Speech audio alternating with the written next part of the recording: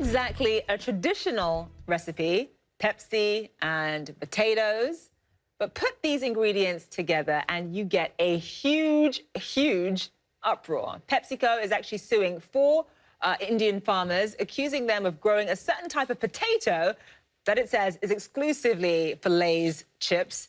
It's reportedly demanding damages amounting to hundreds of thousands of dollars. Farmers' associations in India say the law is on the side of the small farmers. Now, Pepsi says it will drop the lawsuit if the farmers that it's suing join its authorized cultivation program. It's just one example of friction between small Indian operators and international mega corporations. We've also seen local retailers accuse giants like Walmart and Amazon of ruining their business. Hannah Lounsborough is the executive director of Some of Us, an organization using people power to hold companies to account. She joins us live now from London. Hannah, it does actually seem rather aggressive to have this multinational, multi-billion-dollar company suing four small farmers. I mean, these farmers can't really be that much of a threat, can they?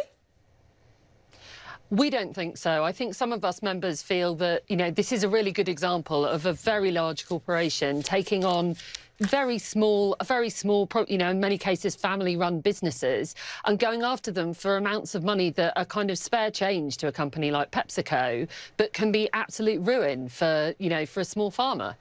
How are the farmers actually supposed to know that a company like Pepsi has exclusive rights to a certain type of potato? Well, I mean, I think this is exactly the question that Some of Us members, would ask, really. And it sort of highlights the way in which it makes it's a bit of a nonsense, really, when these huge corporations seem to own things like seeds or water supply, these sorts of things, which, to most people's way of thinking, really belong to all of us. So, we're not surprised that the farmers, didn't really believe themselves to be doing anything wrong, and that this lawsuit has come as a huge shock and is completely overwhelming. The lawsuit was for over $100,000 for each of the farmers. I mean, when you have a massive... I can't even imagine what it's like to be a small-time farmer in a place like India and having Pepsi suing you. I mean, how do farmers protect themselves?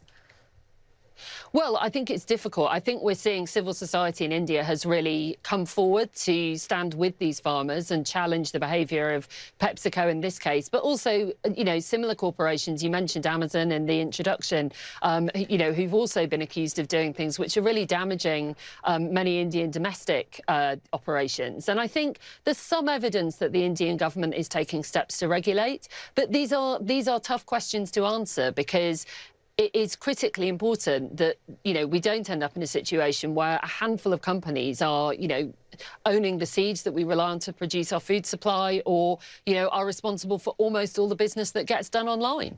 So Pepsi's argument is that they filed this lawsuit to protect the interests of thousands of farmers who are part of its potato farming program. Is that a fair argument, do you think?